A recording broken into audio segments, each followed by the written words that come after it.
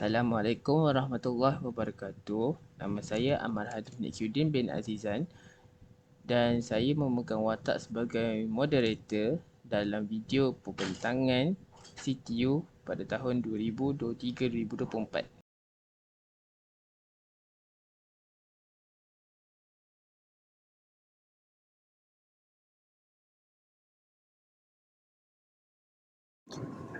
Saudara Ashraf, boleh tak berikan sedikit pengenalan tentang LGBTQ+. Terima kasih saudara.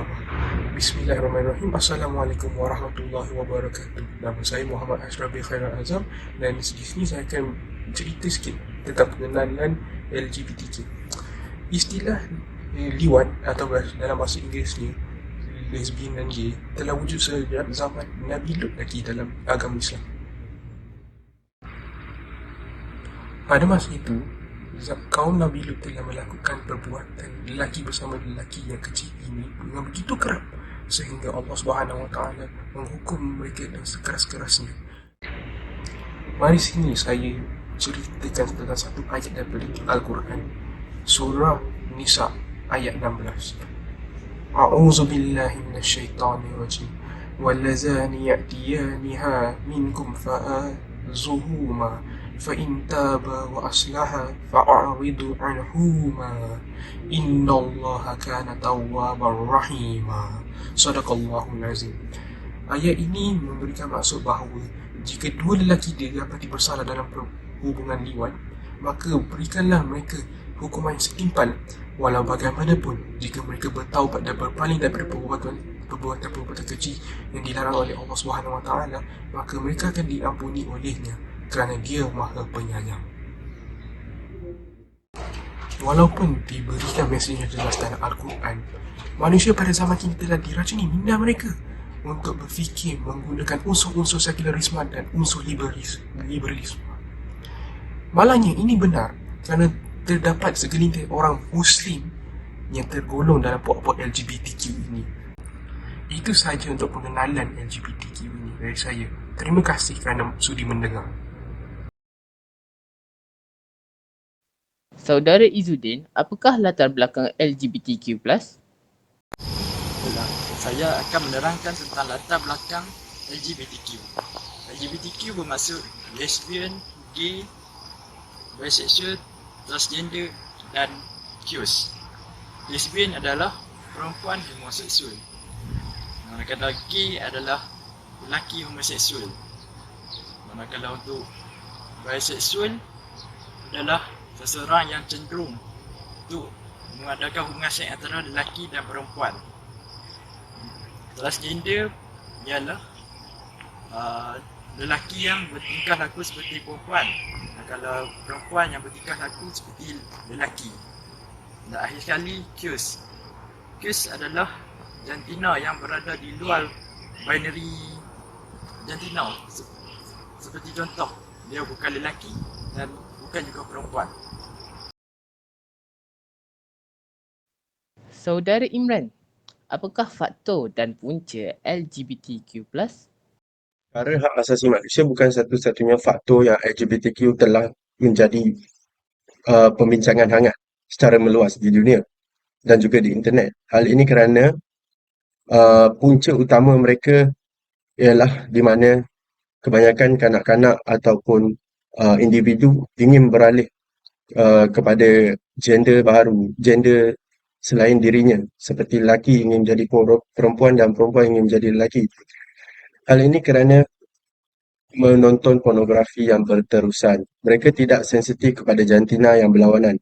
Mereka mendapati ianya lebih kepada kepuasan terhadap jantina yang sama. Mereka akan mencari cara untuk mengakses pornografi seperti gay dan juga lesbian, walaupun beberapa laman web dihalang oleh kerajaan. Ibu bapa perlu lebih berhati-hati terhadap aktiviti anak-anak mereka, terutamanya seperti remaja. Hal ini kerana hormon mereka sangatlah aktif ketika mereka remaja dan hal ini juga dapat mengubah tanggapan mereka tentang perkara-perkara yang seperti ini. Dalam kehadapan, media sosial juga memainkan peranan dalam peningkatan agenda LGBTQ. Sebagai contoh, platform media sosial yang terkenal pada waktu ini ialah platform Twitter atau lebih dikenali sebagai X, Reddit, Instagram dan juga Snapchat. Mereka sedang rancak mempromosikan LGBTQ sebagai tindakan kebebasan, tetapi pada masa yang sama mereka menghalang tweet agama yang berkaitan dengan Islam, terutamanya mengenai isu-isu di Palestin. Ini membuktikan bahawa kebebasan bercakap hanya digunakan oleh masyarakat barat untuk mendorong naratif mereka sambil menolak pendapat masyarakat lain.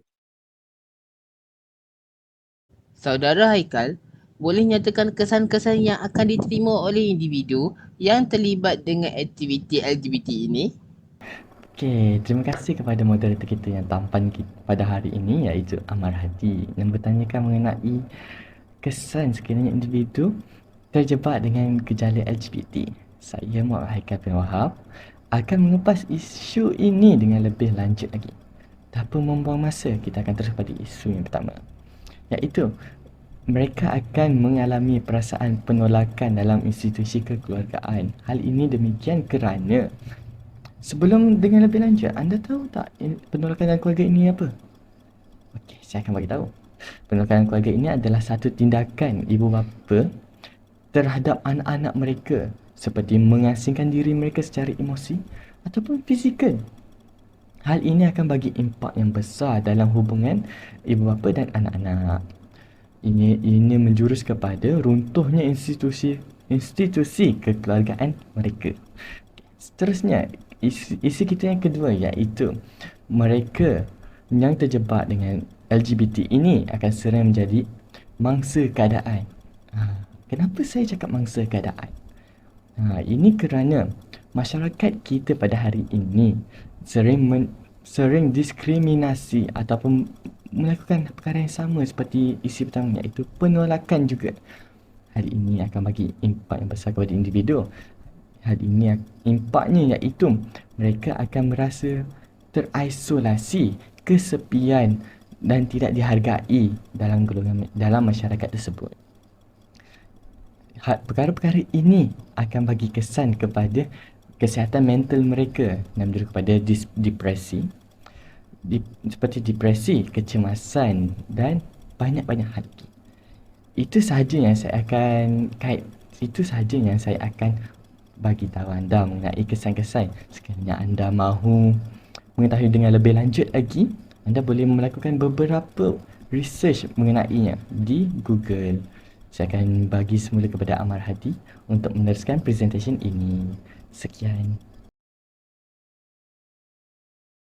Arif, bagaimanakah LGBT itu tersebar?